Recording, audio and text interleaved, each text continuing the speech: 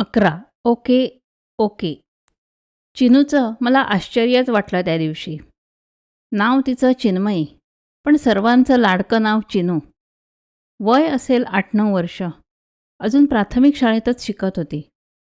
आईच्या भाषेत, म्हणजे मातृभाषेत शिकत असल्यामुळे रमतगमत आनंदात शिकत होती. विशेष म्हणजे त्या हट्ट करून पाहिजे त्या गोष्टी मिळवण्याच्या वयात चिनू अतिशय समाधानी होती.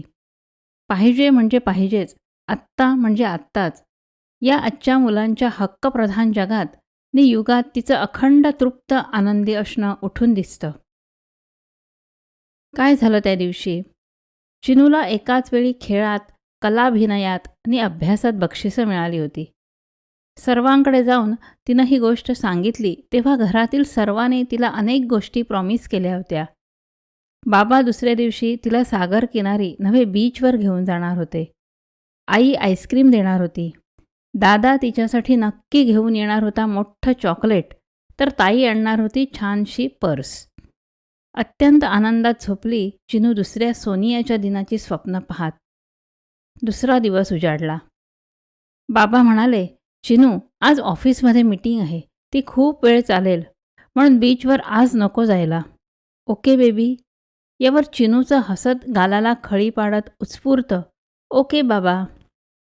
इतक्यात आई येऊन चिनूला म्हणाली, अगं मी विसरलेच होते. कामावरून मी परस्पर जाणार मैत्रिणींकडे. आमची भिशी पार्टी आहे गं. उशीर होईल परतायला. आईस्क्रीम नाही आणता येणार. चालेल ना? बिलकुल न हिरमुसता चिनू उद्गारली, चालेल मम्मा. दादानं मित्रांबरोबर पार्टीला जाणार असं सांगून म्हटलं, सॉरी चिनू, आज तुझं ते खास चॉकलेट आणायला जमलंच असं वाटत नाही. ठीक आहे. चिनू चेहऱ्यावरचं हास्य तसंच ठेवून म्हणाली, ठीक आहे दादा. आता ताई तरी प्रॉमिस केल्याप्रमाणे आणणार का पर्स? असा विचार करत असताना साक्षात ताई एका मैत्रिणीबरोबर समोर प्रकटली आणि म्हणाली, चिनू बेबी माझ्या लक्षातच नाही राहिलं. ही आल्यावर ट्यूब पेटली. अगं आम्ही विकेंडसाठी बाहेर जाणार आहोत, तेव्हा पर्स आता सोमवारी आणीन हं. निश्चित, हरकत नाही ना? चिनू कोणतीही तक्रार न करता शांतपणे म्हणाली, हरकत नाही. ताई तुम्ही मजा करा. हे सारं मी जवळून ऐकत होतो, पाहत होतो. आश्चर्य वाटत होतं ते चिनूचं. इतक्या लहान वयात एवढी समाधानी, तृप्त, आनंदी. तो सारा प्रकार चकित करणाराच होता.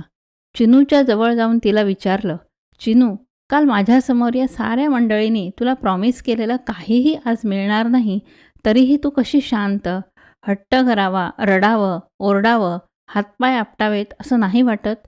यावर चिनूनं दिलेलं उत्तर म्हणजे कळस होता. क्लायमॅक्स. काका सारं बढिया है. मी उडालोच ऐकून. ही चिनू म्हणजे कृष्णाची गीता तर नव्हे? स्थितप्रज्ञ वृत्ती, मनप्रसाद म्हणजे मनाची प्रसन्नता मिळवलेली. का ही आहे ज्ञानोबाची मुक्ताई, सदा तृप्त. इथं काहीही मिळालं नाही तरी आकाशात उडून सूर्याला गिळण्याची आकांक्षा असलेली. फार विचार करण्यापूर्वी म्हटलं, चिनू चला आपण आज जरा भटकून येऊया. आज शाळेला सुट्टी आहे ना? चला तयारी करा. तिला आश्चर्य वाटलं, पण काहीही व्यक्त न करता म्हणाली, येतेच हं काका पटकन. तयारी करून आल्यावर पहिल्या प्रथम आम्ही बीचवर गेलो. लाटांवरच्या फेसात बागडलो. आईस्क्रीम खाल्लं. चिनूचं चमचमतं चॉकलेट घेतलं. परतताना वाटेत पिटुकली देखणी पर्सही घेतली. चिनूच्या भाषेत भन्नाट धमाल केली. यावर ती म्हणते कशी, बघा काका, मी म्हटलं नव्हतं बढिया आहे. मी अवाक झालो तिच्या या प्रतिक्रियेवर. तो दिवस नव्हे, चिनूचा तो बढिया सहवास आयुष्याच्या रोजनिशीतलं हिरवं पान आहे. कधीही पिवळं न पडणारं, ताजं टवटवीत, सदा हरित. या साऱ्या प्रसंगातून मनावर घट्ट संस्कार झाला तो कोणत्याही कसल्याही परिस्थितीत शांत तृप्त भावनेनं म्हणायच्या त्या 5 समाधान सूत्रांचा. ओके, चालेल, हरकत नाही, ठीक आहे, बढिया आहे. आनंदी जीवनाचं रहस्य आहे हे. यासाठी बुद्धीनं विचार करून समजावायला हवं. स्वतःच स्वतःला. यातूनच मार्ग जातो मनःशांतीचा, मनःप्रसादाचा, अखंड आनंदाचा. आणखी एक प्रसंग. शाळेतील एक पालक, त्याची 3 मुलं शाळेत शिकत होती. घरातलं नि आजूबाजूचं वातावरण अभ्यासाला बिलकुल पोषक पूरक नव्हतं. त्यातून इंग्रजी माध्यम. त्यावेळी 8वीपर्यंत ऑटोमॅटिक प्रमोशन म्हणजे सर्वांना पास करण्याची पद्धती नव्हती. आम्ही शिक्षकांनी कितीही सहृदयतेनं, भूतदया, मानवतावादी दृष्टिकोनातून प्रयत्न करूनही त्याचं एकही मूल पास झालं नव्हतं. एका अर्थानं घरात मातम माजावा, हाहाकार व्हावा अशी परिस्थिती होती. त्या पालकाला समजावून सांगण्यासाठी बोलावलं होतं. सांत्वन करणं, धीर देणं यासाठी शब्द शोधत असताना हे पालक महाशय अवतरले. हातात मिठाईची बॉक्स. हसतमुखानं सर्वांना पेढे देत म्हणाले, तोंड गोड करा. शेजाऱ्याचा मुलगा सर्व विद्यार्थ्यात पहिला आलाय. आम्हाला काही कळेच ना. याची तिन्ही मुलं नापास झाली आहेत हे याला कळलंय की नाही? तसं विचारताच तो आनंदानं उद्गारला, माहिती आहे ना, पण त्यासाठी उगीच रडत बसण्यापेक्षा दुसऱ्याचा आनंद आपला मानून साजरा का करू नये? तो हे सारं मनापासून बोलत नि करत होता. माझ्या मुलांबद्दल बोलायला मी नंतर येईनच. आत्ता गेलं पाहिजे, अनेक घरात पेढे वाटायचेत ना. तो पालक आला तसा गेलाही, एखाद्या वावटळीसारखा. एक गोष्ट मात्र मनावर कोरून गेला. साधू संतांनी जीवनाबद्दल जे सांगितलंय ते फक्त पाठ म्हणायचं नसतं पोपटासारखं, ते जगायचं असतं प्रत्यक्ष जीवनात. आपण रडक्या सुरात संतवचनं म्हणणारे असंख्य चेहरे आजूबाजूला नेहमी पाहत असतो. त्यांच्या तोंडात फक्त तुकोबा असतो, तोही अर्धामुर्धा. ठेविले अनंते तैसेची राहावे एवढंच ही रडकी मंडळी म्हणत असतात. एखादा मात्र खरंच या उक्तीचा उत्तरार्ध खरा जगत असतो. चित्ती असू द्यावे समाधान. खरं ना? तसंच हेही उदाहरण पाहूया. पोकळीतून काढलेलं उदाहरण नाही, तर ओलीव सोलीव जिवंत उदाहरण. रात्री झोपायच्या तयारीत असताना दारावरची बेल वाजते. काहीशी कर्कशच. चेहऱ्यावर आठी आणून दार उघडतो तो समोर पुतण्या नि त्याचे अनेक मित्र. तो म्हणतो, काका, त्याचं असं झालं. आपल्याला कसं झालं, काय झालं काहीही ऐकू येत नाही, कारण सारे घरात येऊन आपापलं सामान ठेवत असतात.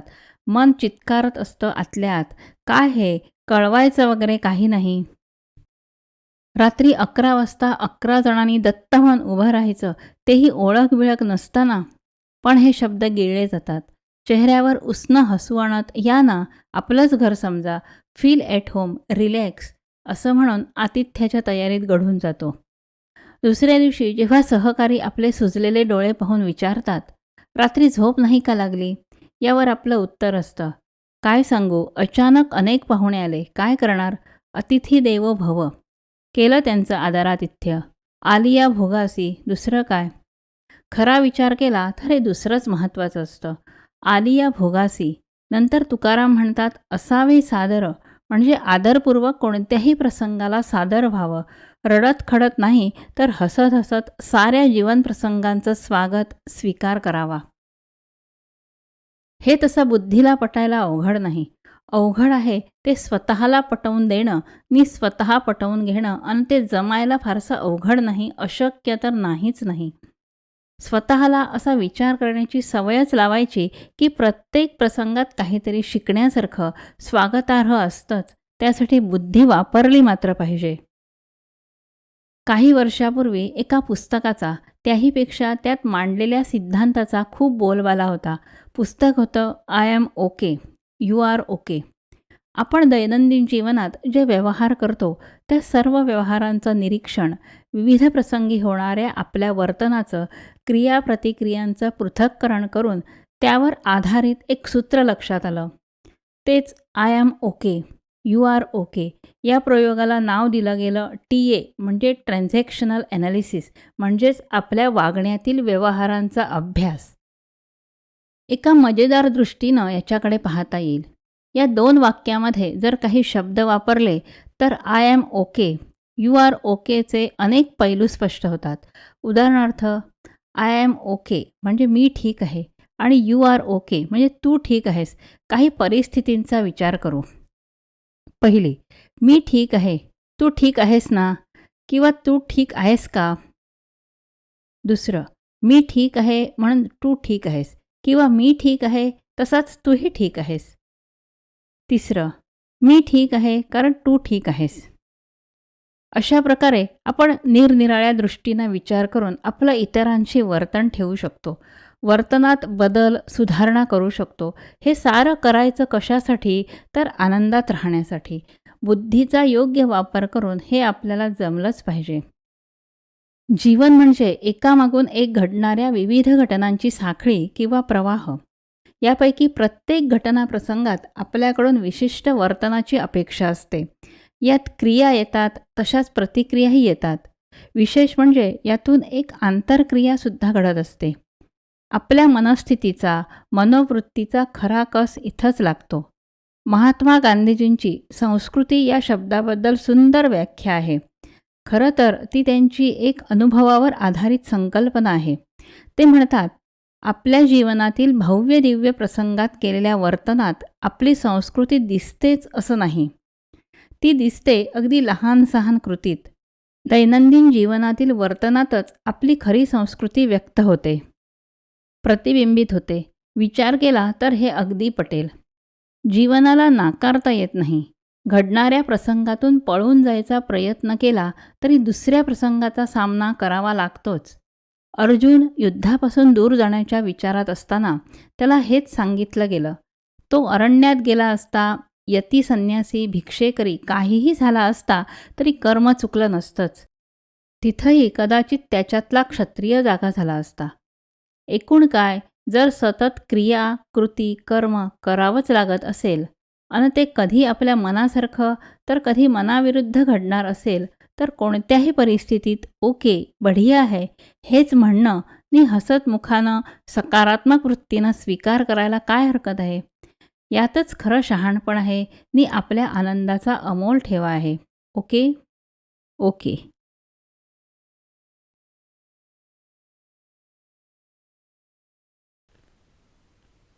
12. स्मरण विस्मरण. मोट, विहिरीतून पाणी बाहेर काढण्याचं साधन. लांबच लांब दोर. एका बाजूला मोट बांधलेली तर दुसऱ्या बाजूला बैल जोडलेला. मध्ये शेतकरी किंवा मळेवाला बसून ती मोट हाकणारा. बैलाची पुढे मागे हालचाल. त्यावेळी होणारा त्याच्या गळ्यातल्या घुंगरांचा लयबद्ध नाद. मोट पाण्यानं भरून वर येताना होणारा कू कू असा विचित्र आवाज. आज काळाच्या ओघात जी अनेक ग्रामीण दृश्य लुप्त होत चाललेत त्यातलं हे एक. मोटेतून वर आलेलं पाणी ज्यावेळी फेसाळत मळ्यातल्या पाटात ओतलं जातं त्यावेळी जमिनीला नव्हे मातीला होणारा आनंद प्रत्यक्ष अनुभवायला हवा. नंतर हे पाणी जागोजागी तुंबवून निरनिराळी रोपं असलेल्या वाफ्यांना दिलं जातं. कांद्यांच्या, मुळ्यांच्या, कारल्यांच्या, मिरच्यांच्या रोपांच्या मुळाशी जातं, जमतं तेव्हा माती, पाणी, उजेड, वारा, आकाश यांच्या मेळात ती रोपं सृजनाचा आनंद भोगताना पाहणं ही एक अपूर्व अनुभूती असते. हे एवढ्या विस्तारानं सांगायचं कारण ते दृश्य डोळ्यासमोर उभं करता यावं. आपल्या मेंदूचं, बुद्धीचं कार्य काहीसं असंच असतं. मुख्य पाटातून वाहते ती आपली स्मृती. या स्मृतीतून शब्द, अर्थपूर्ण वाक्य उमटतात. खरं तर तो पाठच स्मृतीचा असतो. आपल्या स्मृतिकोशात अक्षरशः असंख्य अनंत दृश्य, चित्र, वर्णनं साठवलेली असतात. यातूनच प्रकटतात आपल्या कल्पना, भावना नि विचार. आपल्या क्रिया, प्रतिक्रिया, साद, प्रतिसाद, एकूणच आपलं वर्तन. एखादी व्यक्ती ओळखीची की अनोळखी, जवळची की दूरची, नात्यातली की परकी हे या स्मृतीमुळेच कळतं आणि त्यानुसार आपण वागतो. आपल्या बुद्धीच्या विविध शक्ती, निरनिराळ्या क्षमता, उदाहरणार्थ विचारांचा आविष्कार, वादविवाद कौशल्य, प्रसंगांचं, अनुभवांचं वर्णन, कथन करण्याची शैली, तुलना, विरोध, युक्तिवाद, योग्य अयोग्य काय याचा विवेक करण्याची क्षमता, काव्य, कला, क्रीडा, अभिनय इत्यादी क्षेत्रात काहीतरी नवीन निर्माण करण्याची शक्ती, हा सारा बुद्धीचा व्यापार अवलंबून असतो स्मृतीवर. या स्मृतीवर जर आपण नियंत्रण, स्वामित्व किंवा प्रभुत्व मिळवू शकलो तर अखंड मजेत, आरामात, शांतपणे, आनंदात राहणं सहज जमतं. आणि हाच तर आपल्याला मिळालेल्या बुद्धीचा, विचारशक्तीचा खरा उपयोग आहे. यासाठी एक प्रभावी उपाय म्हणजे स्मृतिविजय. स्मृतींची स्मृतिकोशात साठवण आणि योग्य वेळी योग्य प्रकारे त्यांची आठवण हे मात्र जमायला हवं. यातच आनंदी जीवनाचं रहस्य आहे. अखंड आनंद हा आपला जन्मसिद्ध अधिकार आहे. एक गोष्ट या संदर्भात लक्षात ठेवायला हवी ती म्हणजे स्मृतींचं आठवणींचं तोंड कायम भूतकाळाकडे असतं. कल्पना, चिंता, काळजी यांचं तोंड असतं भविष्य काळाकडे. आपण साध्या बुद्धीनं जरी विचार केला तरी आपल्या लक्षात येईल की भूतकाळ आता मेलेलाच आहे, तर भविष्यकाळ अजून जन्मालाच नाहीये. मग दुःख कसलं आणि कशाचं? आपल्याला येणारा दुःखाचा अनुभव हा वर्तमान काळातच येतो. म्हणजे भूत भविष्याच्या स्मृती नि चिंतानी आपण आपला मौल्यवान असा वर्तमान काळ नासवतो. याला सर्वस्वी आपणच जबाबदार असतो. स्मृती या विषयावरील मानसशास्त्राच्या पुस्तकात आरंभीच एक वाक्य येतं. स्मरण म्हणजे विचारपूर्वक केलेलं विस्मरण. नको त्या स्मृती जर मेंदूत साठवत गेलो तर मेंदूचं गोडाऊन बनतं. सारा माल खच्चून भरलेला. योग्य वेळी योग्य तो माल काढणं अवघड होऊन जातं. नको तो माल आधी काढावा लागतो. आपल्या बाबतीत असंच घडतं. एखादी व्यक्ती समोर आली तर तिच्याविषयीच्या नको त्या नकारात्मक आठवणीच आधी उमटतात. ती व्यक्ती ओळखीची असेल, तिचे गुण, तिची कौशल्य, आपल्यासाठी तिनं केलेली चांगली कामं एकदम आठवतच नाहीत. आठवतात ते तिचे दोष, काही अपकृत्य इत्यादी इत्यादी. तिच्याशी नव्यानं वागताना पूर्वस्मृतीमुळे एक प्रकारचा पूर्वग्रह मनात वागवत आपण त्या व्यक्तीशी वागतो. हा अर्थातच अन्याय असतो. तिच्यावर आपण कळत नकळत केलेला. यातून संवादाऐवजी संघर्षाची भावना निर्माण होते. याचा अधिक त्रास आपल्यालाच होतो. आपण अस्वस्थ, बेचैन बनतो. आपली मनस्थिती बिघडते. मनाचा तोल जातो, मनःशांती मिळत नाही. हे सर्व बुद्धीचा नीट उपयोग केला तर सहज टाळता येतं. यासाठी तसे संस्कार आपण स्वतःवर घडवले पाहिजेत. बुद्धीला, स्मृतीला शिस्त लावली पाहिजे. अनावश्यक स्मृतींची नोंदच जर बुद्धीनं केली नाही तर पुढचे अनेक प्रश्न निर्माण होतच नाहीत. बुद्धीने सर्वही होते याचा हा महत्त्वाचा पैलू आहे. स्मृतींच्या साठवणीसाठी थोडं मार्गदर्शन लहान वयातच केलं गेलं तर अशी शिस्त लागू शकते. मोठेपणी अशी छान व्यवस्था निर्माण होते की अनावश्यक, नकारात्मक, अयोग्य स्मृती मेंदूत स्वीकारल्याच जात नाहीत.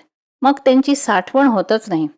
आवश्यक त्या सकारात्मक, विधायक, कल्याणकारी स्मृतींनाच प्रवेश मिळतो स्मृतिकोशात. त्यामुळे आठवणींचं कुबट डबकं न बनता सतत वाहणारा स्वच्छ सुंदर झरा बनतो. तो स्वतःला नि इतरांना आनंद आनंदच देतो. टेनिसन या आंग्ल कवीची एक प्रसिद्ध कविता आहे निर्झर या नावाची. त्यातला निर्झर आत्मतृप्तीनं म्हणतो, main may come and main may go, but I go on for ever. हे सततचं वाहनं, प्रवाही असणं आहे ते आपल्या मानसिक आरोग्यासाठी अतिशय आवश्यक आहे. अनेक तत्वज्ञ आपल्याला हात उंचावून उच्च रवानं सांगत असतात, not fund but flow is the secret and source of all happiness. म्हणजे केवळ संचय नव्हे तर प्रवाह हा साऱ्या आनंदाचा उगम आहे आणि तेच आनंदी जीवनाचं रहस्य आहे. यावर चिंतन केलं पाहिजे आणि त्यानुसार आपल्या वर्तनात बदल केला गेला पाहिजे. काही प्रत्यक्ष घडलेले प्रसंग पाहूया. आपल्याही जीवनात थोड्याफार प्रमाणात ते घडत असतं. गुरु शिष्यांना अनेक प्रकारचा उपदेश करत असतात. त्यांच्या काही आदर्श शिष्यांची उदाहरणं देऊन विषय स्पष्ट करत असतात. एका शिष्याचा उल्लेख ते वारंवार करतात. तो ऐकून एका समोर बसलेल्या शिष्याला राहवत नाही. एकदा तो म्हणतो, गुरुदेव, तुम्ही त्याचं नाव पुन्हा पुन्हा घेऊ नका.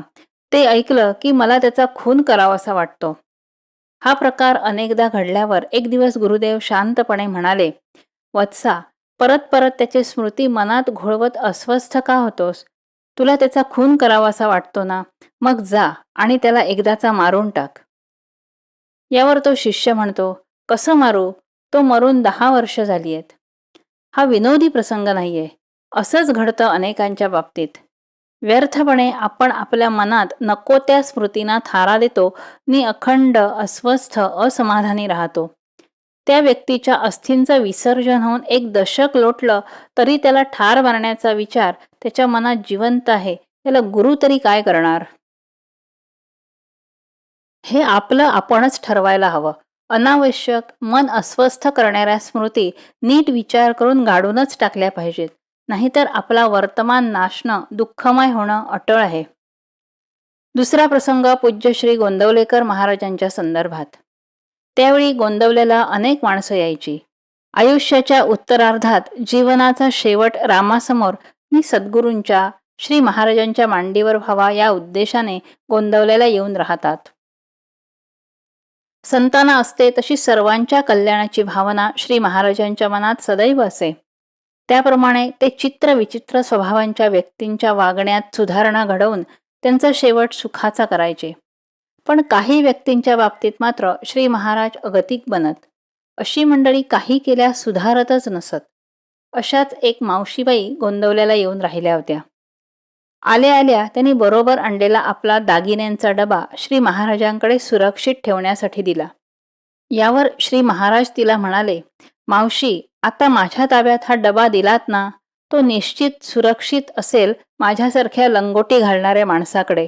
तुम्ही निश्चिंत राहा. विसरून जा या डब्याबद्दल. ते रामनाम मात्र सांभाळा हं. अगदी प्रत्येक श्वासाला ध्यास लागला पाहिजे रामाच्या अमृत मधुर नामाचा. समजलं ना? मावशीबाईने काही न बोलता नुसती मान हलवली. काही महिने गेल्यावर ती मावशी आजारी पडली. वैद्यांच्या उपायांचा उपयोग न होऊन तिचा प्राणांत जवळ आला. अंथरुणात पडून तिनं श्री महाराजांचा ध्यास घेतला. महाराज, महाराज असं श्वास अडकल्यामुळे धापा टाकत म्हणू लागली. सर्वांना तिचं कौतुक वाटलं. श्री महाराजांना बोलवल्यावर ते निघाले. त्यांना पाहताच मावशी काहीशी त्राग्यानं उद्गारली, नुसतेच काय आलात? माझा तो कुठे? मागे लपवलेला तिचा दागिन्यांचा डबा तिच्याकडे देत म्हणाले, बघ नीट मावशे, आज सगळा माल आहे ना? त्याही अवस्थेत तिनं तो डबा वाजवून पाहिला. तिच्या चेहऱ्यावर समाधान पसरलं नि त्याच क्षणी ती मेली. यावर सगळ्यांना उद्देशून श्री महाराज उद्गारले, अरे रे, सुवर्ण संधी गमावली हिनं. शेवटचा श्वास नामात जाण्याऐवजी दागिन्यात गेला हिचा. मरेपर्यंत आसक्ती, स्मरण कशाचं ठेवायचं हेही कळलं नाही. इथं माझ्या रामाच्या पायाशी येऊन सुद्धा. एक दीर्घ सुस्कारा टाकून श्री महाराज सर्वांना उद्देशून म्हणाले, तुम्ही मंडळींनी आता तरी लक्षात ठेवा. बाकी सारं विसरायचा प्रयत्न करा. फक्त रामाचं स्मरण ठेवा. रामनाम स्मरणामुळेच शेवट गोड होईल. आपले सद्गुरू म्हणत असतात, तुझ्या घरात येऊन राहण्यासाठी मी आलो खरा, पण घरात वस्तूंची, सामानाची एवढी गच्च गर्दी आहे की मी राहू कुठे हेच कळलं नाही. म्हणून मी तुमच्या अंगणातच उभा आहे.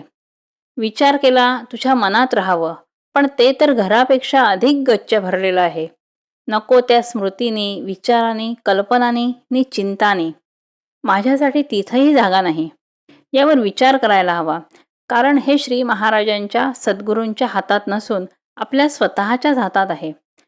नाहीतर एका श्रीमंत व्यापारानं झोप लागत नाही म्हणून झोपेच्या गोळ्या घ्यायचं ठरवलं. गोळ्यांचं स्मरण राहत नाही म्हणून आपल्या नोकराला गोळ्या घेण्याची आठवण करायला सांगितल्यानं आपलं काम त्यानं इतकं चोख केलं की अनेकदा गाढ झोप लागलेल्या आपल्या मालकाला झोपेतून उठवून सांगितलं, धनी उठा, झोपेच्या गोळ्या घ्यायची वेळ झालीये. आपलंही असंच होतं नाही का? हव्या त्या आठवणींचं विस्मरण नि नको त्या स्मृतींचं हटकून स्मरण. बघा विचार करून.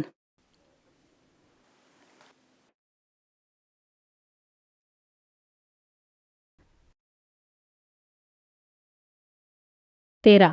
कालाय तस्मै नमः. जीवनाचं सर्वस्व काय असा प्रश्न विचारला तर निरनिराळी उत्तरं दिली जातील. अनेकदा जागतिक पातळीवर लोकप्रिय असलेल्या नियतकालिकातून असे प्रश्न विचारले जातात. त्यामुळे अनेक देशातील निरनिराळ्या क्षेत्रातील विचारवंत व्यक्तींमध्ये विचारमंथन घडतं. कधीकधी यातून नवं ज्ञान निर्माण होतं. वादे वादे जायते तत्वबोधाः या न्यायानं नवीन तत्व, नवीन सूत्र जगासमोर येतात. सध्याच्या समाजाचं वर्णन ज्ञान समाज म्हणजे नॉलेज सोसायटी असं केलं जातं. आपल्याकडे सुद्धा अब्दुल कलामांसारख्या महान वैज्ञानिक तसेच दार्शनिक म्हणजे तत्त्वज्ञ आणि देशप्रेमी असलेल्या व्यक्तींना भारताला ज्ञान समाज बनवण्याचा ध्यास लागला होता. तर अनेकदा यक्ष प्रश्नासारखे कूट किंवा गहन प्रश्नही नियतकालिके विचारतात. त्यांची उत्तरे सर्व दिशांनी, सर्व देशातून व मोठ्या संख्येने येतात. ही छापली जाऊन त्या निमित्तानं चर्चा, चिंतन घडून येतं. ही फार मोलाची ज्ञान प्रक्रिया आहे. अशी काही प्रश्नोत्तरं आपण नमुन्यादाखल पाहूया. कारण प्रश्न विचारणं आणि उत्तर देणं ही दोन्ही कामं बुद्धीची आहेत आणि आपला विषयच आहे बुद्धीने सर्वही होते. पहिला प्रश्न. चंद्रावर उतरणाऱ्या अवकाशयानाचा आकार कसा असावा? हा प्रश्न तसा गेल्या शतकातला. पहिलं चांद्रयान चंद्रावर उतरण्यापूर्वीचा. अक्षरशः जगाच्या सर्व कानाकोपऱ्यातून उत्तरांची सुनामी आली.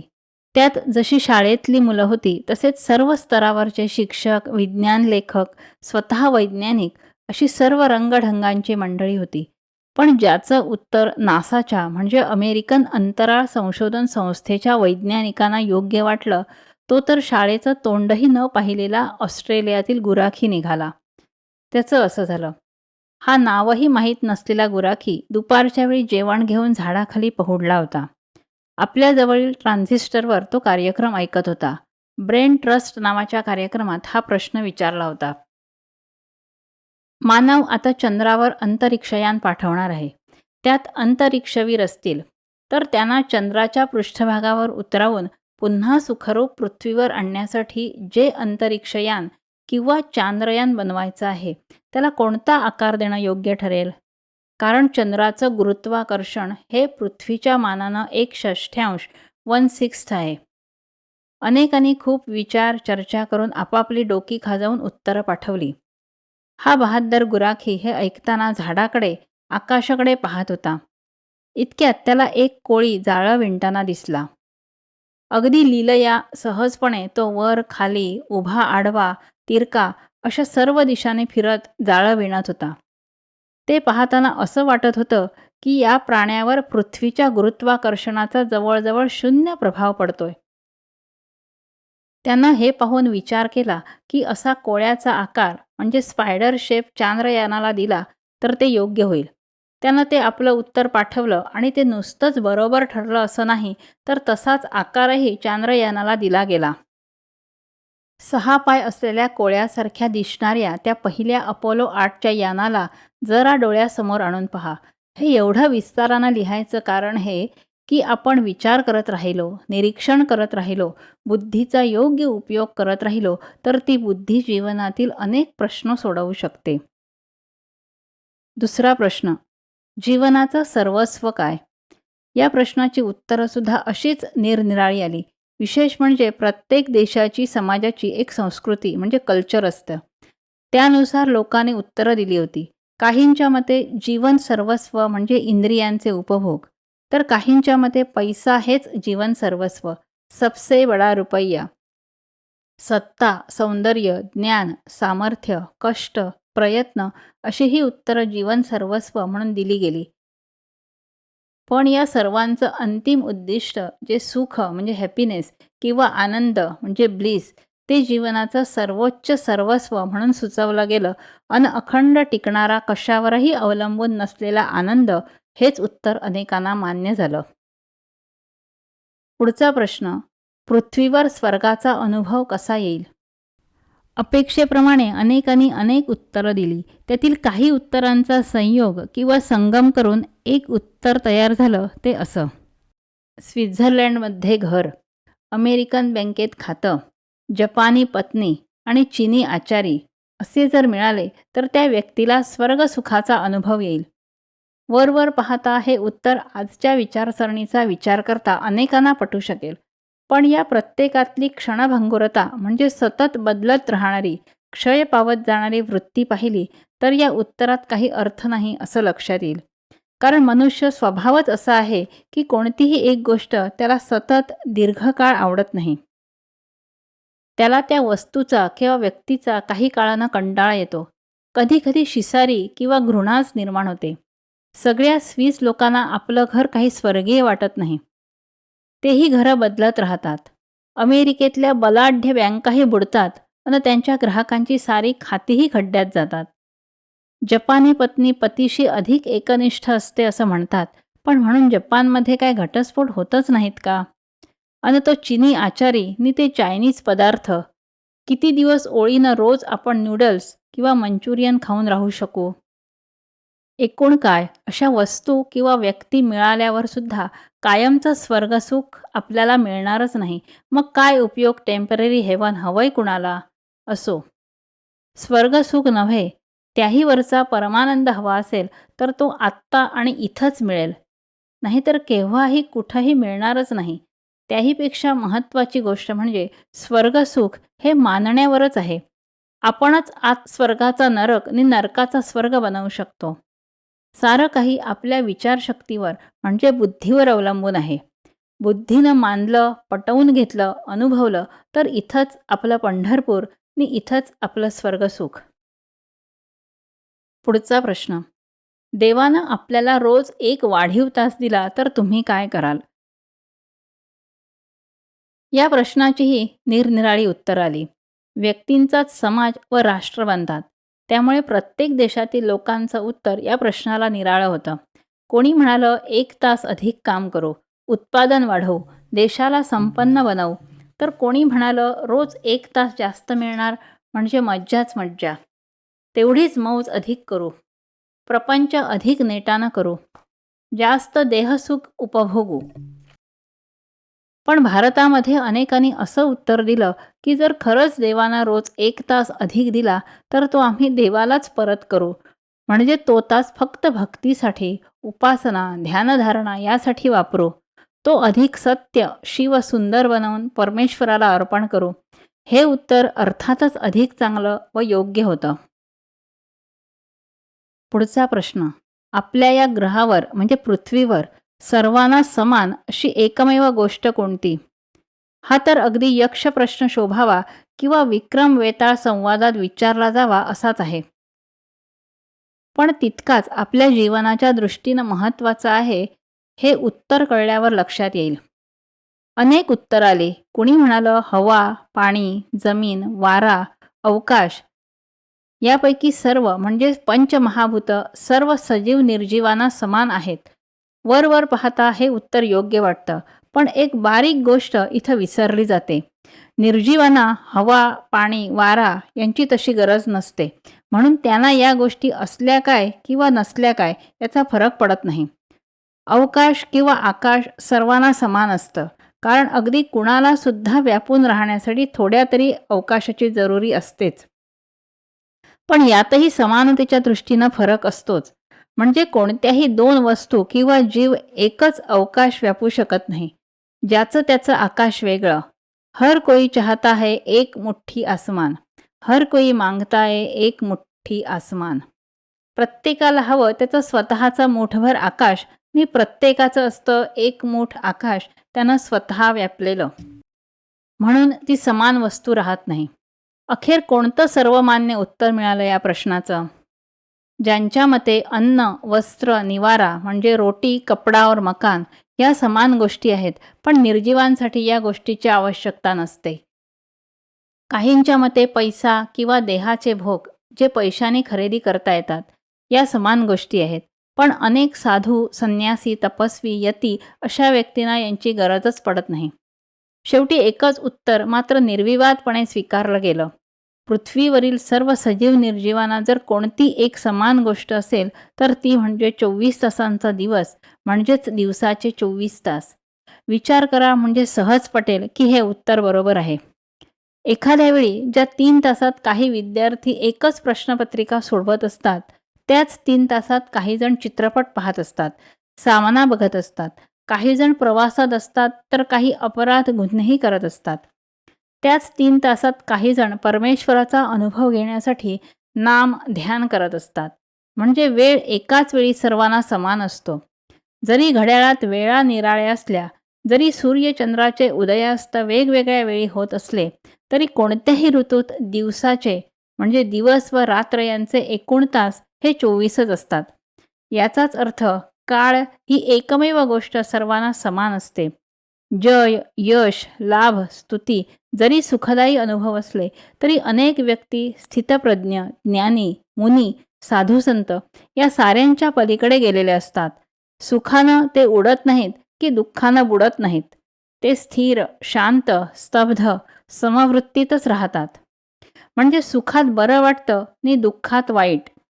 स्तुती समाधान देते तर निंदा आपल्याला दुखावते. हे सर्वांच्या बाबतीत समान नाहीत. याला अपवाद असतातच. म्हणून 24 तासांचा दिवस म्हणजे कालच सर्वांना समान आहे, पण तो सतत संपत असतो. त्याला थांबवणं शक्य नसतं.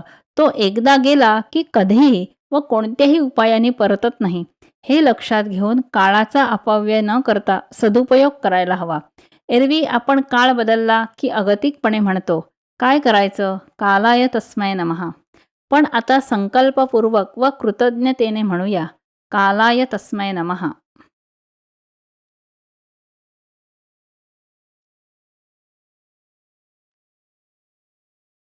14. सरळ वळण. एक गमतीदार प्रसंग. त्यावेळचे एक विनोदी नट आणि पु ल देशपांडे प्रथमच भेटत होते. बरोबर असलेल्या व्यक्तीनं त्या नटाचा परिचय पुलंना करून दिला. हे शरद तळवलकर, सरळ वळण असलेला नट. हे ऐकल्यावर पु ल हसत हसत म्हणाले, खरंय, शरद तळवलकर. नावात काना, मात्रा, उकार, अनुस्वार काहीही नाही. सारं अगदी सरळ. पण सरळ वळण म्हणजे काय? वळण आहे तर ते सरळ कसं? आणि सरळ आहे ते वळण कसं? खरंच आहे, पण असं नेहमी म्हटलं जातं खरं. रस्त्यावरचं वळण कळतं. वळणावळणावरचा रस्ता असला तर गाडी लक्ष देऊन चालवावी लागते. मुलगी, मुलगा चांगल्या वळणाचे असतील तर चांगले जोडीदार बनतात. तुकोबा म्हणतात, पडिले वळण इंद्रिया सकळा. अशा पडलेल्या वळणातून आपला स्वभाव घडत जातो. जीवनात असं ना तसं वळण लागतच असतं प्रत्येक प्रसंगातून. विशेष लहानपणी नि अरुणावस्थेत म्हणजे तरुणावस्थेपूर्वीच्या वयात वळण फार सहज आणि लवकर लागतं. यालाच आपण म्हणतो व्यक्तिमत्व विकास किंवा चारित्र्याची जडणघडण. इतकंच काय, पण शिक्षणाची व्याख्या करताना म्हटलं जातं, शिक्षण म्हणजे वळण, दळण नव्हे. कोणतीही गोष्ट वळवायची म्हणजे न मोडता वाकवायची किंवा तिला आकार द्यायचा. यासाठी वस्तू लवचिक असणं महत्त्वाचं. म्हणून संवेदनक्षम वयात मुलांना वळण लावायचं असतं. या कामी बुद्धीचाच उपयोग प्रामुख्यानं होतो. स्वभावाला औषध नाही हे वाक्य आपण नेहमी ऐकतो. एवढंच नाही तर अनेकांना ऐकवतो. पण स्वभाव ही घडत जाणारी गोष्ट आहे ना.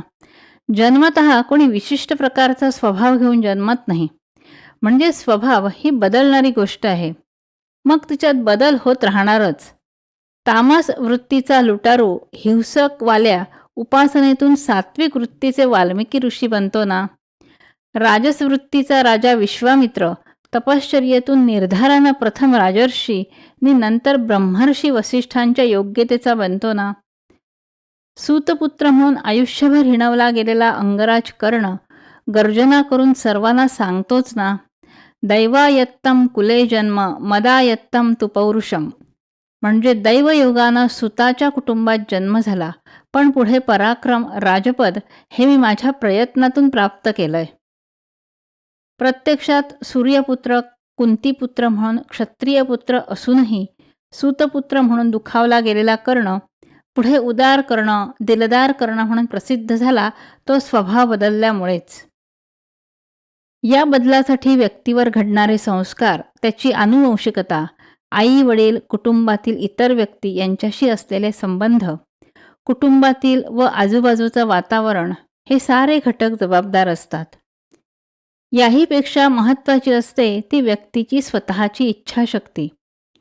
जीवनात घडणाऱ्या साऱ्या बऱ्या वाईट, अनुकूल प्रतिकूल घटनांना सामोरं जाण्याची त्या व्यक्तीची वृत्ती, बुद्धी या सर्वातून जसा व्यक्तिमत्वाचा विकास होत जातो, तशीच स्वभावाची जडणघडणही होत जाते. यातून बुद्धीला पैलू पडतात. अशी बुद्धी जीवनासाठी वरदान ठरू शकते. काही उदाहरणं पाहूया. पहिलं उदाहरण. एकाच परिस्थितीत व्यापार करणारे दोन मित्र, व्यापाराचा प्रकार मात्र निराळा. एकाचा व्यापार कोळशाचा तर दुसऱ्याचा हिऱ्यांचा. दोघेही मित्र असले तरी हिऱ्यांचा व्यापारी स्वतःला श्रेष्ठ समजत असे. कोळसेवाला म्हणायचा, होत असतील माझे हात काळे, असेल माझा व्यवसाय हीन प्रतीचा, पण वर्षाच्या अखेरीस मांडलेला जमा खर्च महत्त्वाचा नाही का? हिरे विकणाऱ्याला हे पटायचं नाही. समाजातही त्याचं स्थान मानाचं नि प्रतिष्ठेचं होतं. पण एके वर्षी मंदी आली. हिऱ्याला गिराईक मिळेना. कोळसेवालाचा व्यवसाय मात्र नेहमीप्रमाणे चालत होता. आर्थिक वर्षाच्या अंती हिऱ्यांच्या व्यापाऱ्याला प्रचंड नुकसान झाल्याचं लक्षात आलं. त्याचवेळी कोळशाच्या व्यापाऱ्याला मात्र चांगला फायदा झाला होता. तो अर्थातच आनंदात होता. पण बुद्धीनं जसा व्यापार केला तशीच बुद्धी वापरून आपल्या व्यवसायाशी एकनिष्ठ राहिला. तो करताना त्यानं कमीपणा मानला नाही. दुसरं उदाहरण. एका तुरुंगातले दोन कैदी एकाच खोलीत बंदी होते. लवकरच दोघांची सुटका होणार होती. भरपूर पाऊस पडल्यामुळे बाहेर झालेला चिखल पाहत एकजण म्हणाला, आपलं आयुष्य या शिक्षेमुळे या चिखलासारखं झालंय. कुणीही यावं आणि तुडवून जावं. सुटकेनंतर घरी गेलो तर कोणीही आपला स्वीकार करणार नाही. चोर नवरा बायकोला नको असेल तर चोर बाप मुलांना नको असेल. कशाला जायचं घरी परत? अतिशय निराश, हताश झाला होता तो. त्याचे सारे विचार नकारात्मक बनले होते. भविष्य त्यांच्यासाठी काळकुट्ट भयंकर होतं. या उलट दुसरा त्याच वेळी आकाशात उगवणाऱ्या ताऱ्यांकडे पाहत म्हणाला, मी आत्ता घरी जाणारच नाही. अनोळखी गावात जाऊन हमाली करणार. 4 पैसे साठवल्यावर छोटा धंदा सुरू करणार. त्यातून मोठा व्यवसाय. असं करत करत समाजातला मान्यता असलेला प्रतिष्ठित माणूस बनल्यावर घरी जाऊन पत्नी, मुलं यांना विचारणार, माझी सध्याची परिस्थिती अशी सधन संपन्न आहे. समाजात मला मानाचं स्थान आहे. असा मी तुम्हाला पती, पिता म्हणून चालेल का? माझी खात्री आहे ते आनंदानं माझा स्वीकार करतील. असे त्याचे विचार सकारात्मक होते. आश्वासक भविष्यकाळ त्याची प्रतीक्षा करत होता. दोघाही कैद्यांकडे बुद्धी आहे, पण फरक आहे तो बुद्धी वापरणाऱ्या वृत्तीचा. एक आहे निराशावादी तर दुसरा आशावादी. खरंच आहे, बुद्धीने सर्वही होते, विनाशही नि विकासही. आपल्या स्वभावाचा एक महत्त्वाचा पैलू आहे आपल्या आवडीनिवडी. कोणत्याही गोष्टीबद्दल आवड नावड असली की निवड अवघड बनते. बुद्धीचा उपयोग करून एकतर चांगल्या आवडी विकसित करायच्या किंवा कोणत्याही बाबतीत कोणतीही आवड निवड ठेवायचीच नाही. यदृच्छा लाभ संतुष्टो. जे जे लाभेल त्याचं स्वागत. निषेध नाही, निवडही नाही. साऱ्याचं मनःपूर्वक स्वागत. साऱ्या गोष्टी, प्रसंग साजरे करायला शिकायचं. दुःख उगीच कुरवाळत बसायचं नाही. शिट्टी वाजवत, गात, हसत नाचत स्वीकारायचं. हे निर्बुद्धाचं काम नाही. उगीच भावव्याकुळ होणाऱ्या व्यक्तीलाही हे जमणार नाही. यासाठी विचारांची ठेवण बदलावी लागते. ती बुद्धीनंच बदलता येते. 20व्या शतकातील सर्वात महत्त्वाची मानवानं प्राप्त केलेली, शोधून काढलेली गोष्ट कोणती? हा प्रश्न सध्याच्या 21व्या शतकाच्या आरंभी निरनिराळ्या क्षेत्रातील बुद्धिवंतांना, प्रतिभावंतांना विचारल्यावर त्यांची उत्तरं अर्थातच वेगवेगळी होती. एक उत्तर होतं, मानवाचं चंद्रावर पाऊल ठेवणं. दुसरं उत्तर होतं, मानवाचा आवाज निरनिराळ्या प्रकारे पुढच्या पिढ्यांसाठी जतन करून ठेवणं. उदाहरणार्थ बालगंधर्व, लता मंगेशकर, अनेक प्रसिद्ध वक्ते, नटसम्राट इत्यादी. तिसरं उत्तर होतं, मानवाच्या हृदयाचं प्रत्यारोपण, म्हणजे एका व्यक्तीचं हृदय दुसऱ्या व्यक्तीच्या देहात बसवणं. अशीच इतरही उत्तरं होती. या साऱ्या अद्भुत वाटणाऱ्या गोष्टीमागे एकच महत्त्वाची गोष्ट होती, ती म्हणजे मानवाची बुद्धी. मुळात बुद्धीच नसती तर खूप प्रयत्न करूनही, जिद्द असूनही कोणतीही गोष्ट साध्य झाली नसती. एवढी प्रगती अशक्य होती. या संदर्भात एक गमतीदार गोष्ट सांगायला हरकत नाही. ज्यावेळी एकाचं हृदय दुसऱ्याला देण्याचं तंत्र आणि तंत्रज्ञान साध्य झालं, तेव्हा जगातील सर्व भाषातून अनेक भावपूर्ण कथा, भावूक कविता लिहिल्या गेल्या. एका दुष्ट, हिंसक, लुटारू डाकूचं किंवा खलवृत्तीच्या व्यक्तीचं हृदय दुसऱ्या साधू वृत्तीच्या व्यक्तीला दिल्यावर त्या साधूचा कसा सैतान झाला याचं कल्पनारम्य वर्णन असलेल्या वाङ्मयाला पूर आला. पण यात फक्त कविकल्पना किंवा कल्पनाविलास होता. कारण हृदय फक्त अशुद्ध रक्त स्वीकारणारा आणि शुद्ध रक्त शरीराच्या भागात पाठवणारा साधा पंप आहे. साधा पाण्याचा पंप असतो तसा. हृदयात रक्त शुद्ध सुद्धा होत नाही. पुढे हृदय निकामी झाल्यावर त्याचं हे पंप कार्य करण्यासाठी बॅटरीवर चालणारी, खिशात ठेवता येणारी छोटी यंत्र म्हणजे पेसमेकर्स बनली. आता तर मायक्रोचिप बनली आहे.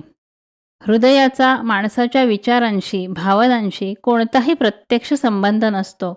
याउलट मेंदूचा मात्र असतोच असतो. अलीकडेच एक वृत्त आलंय की मानवाच्या डोक्याचं प्रत्यारोपण शक्य आहे. अशा प्रकारच्या शस्त्रक्रियेचा वृत्तांतही आलाय. हे मात्र नवा माणूस घडवण्यासारखं क्रांतिकारक ठरू शकतं. कारण माणसाचं मस्तक म्हणजे आतला मेंदू, म्हणजेच त्या व्यक्तीची जी बुद्धी, विचार करण्याची पद्धती, कल्पनाशक्ती, मुख्य म्हणजे स्मृती आणि स्मृतिसंचय. थोडक्यात मेंदूत सारं व्यक्तिमत्व, निर्णय क्षमता, वर्तन सारंच येऊन जातं. म्हणजे व्यक्तीचं बाहेरचं रूप बदलणार नाही, पण त्याचं आतलं स्वरूप मात्र पूर्ण बदलेल. कारण शरीराचे सारे भाग मेंदूकडून आलेल्या संदेश आदेशानुसारच कृती, क्रिया, कार्य करतात. बुद्धी किंवा मेंदू म्हणजेच माणूस. म्हणून सुष्ट सज्जनाचा दुष्ट दुर्जन बनून जाईल जर बुद्धी पालटली तर, किंवा मेंदूचं आदानप्रदान केलं तर. हेच कार्य शिक्षणाचं असतं, जिथं माणूस नावाच्या प्राण्याच्या पिल्लावर म्हणजे मुलावर संस्कार घडवून त्याला सुसंस्कृत, माणुसकी असलेली व्यक्ती बनवणं अपेक्षित असतं. वाल्याचा वाल्मिकी घडवणारे नारद, राक्षसी वृत्तीच्या अंगुलीमाल लुटारूचा संत अंगुलीमाल बनवणारे गौतम बुद्ध हे असं हृदय परिवर्तन घडवत असतात. हृदय नावाचा शरीराचा भाग बदलत नाहीत, किंबहुना हृदयाच्या कार्यात सुद्धा बदल घडवत नाहीत. परिवर्तन घडवतात ते त्यांच्या बुद्धीत, विचार करण्याच्या पद्धतीत. मग कृती करण्याची दिशाच बदलून जाते. बहिर्मुखी, बाहेरच्या विषयात रमणाऱ्या, इंद्रियांचे भोग भोगणाऱ्या व्यक्तीचं रूपांतर अंतर्मुखी, वैराग्ययुक्त व्यक्तीत होतं. हे मत परिवर्तन खऱ्या अर्थानं घडलेलं नवनिर्माण असतं. इतकंच कशाला, जीवनाकडे, जीवनातील संबंधाकडे, व्यक्ती, घटना, प्रसंगांकडे पाहण्याच्या दृष्टीबद्दल जी नेहमीची उदाहरणं दिली जातात त्यात असा बुद्धीचा विलास, बुद्धिकर्तृत्व दिसून येतं. एखादी रेख स्पर्श न करता लहान अथवा मोठी करता येते, तिच्या शेजारी मोठी अथवा लहान रेख काढून. मोठ्या पांढऱ्या कागदाच्या मध्यभागी काढलेला बारीक काळा ठिपका सर्वांना दिसतो, पण एखाद्यालाच बाजूचा मोठा पांढरा कागद दिसतो. अगदी आपला नेहमीचा अर्धा भरलेला पेला घेतला तर काहींना तो अर्धा भरलेला दिसतो, तर अनेकांना अर्धा रिकामा दिसतो. खरं ना? ते अर्थपूर्ण गाणं आठवतंय ना? पेला अर्धा भरला आहे असं सुद्धा म्हणता येतं, पेला अर्धा सरला आहे असं सुद्धा म्हणता येतं. भरला आहे म्हणायचं की सरला आहे म्हणायचं, तुम्हीच ठरवा कसं जगायचं. कण्हत कण्हत की हसत हसत, तुम्हीच ठरवा कसं जगायचं. आणि हे ठरवणं, निर्णय घेणं बुद्धीचंच कार्य नाही का? म्हणूनच बुद्धीने सर्वही होते.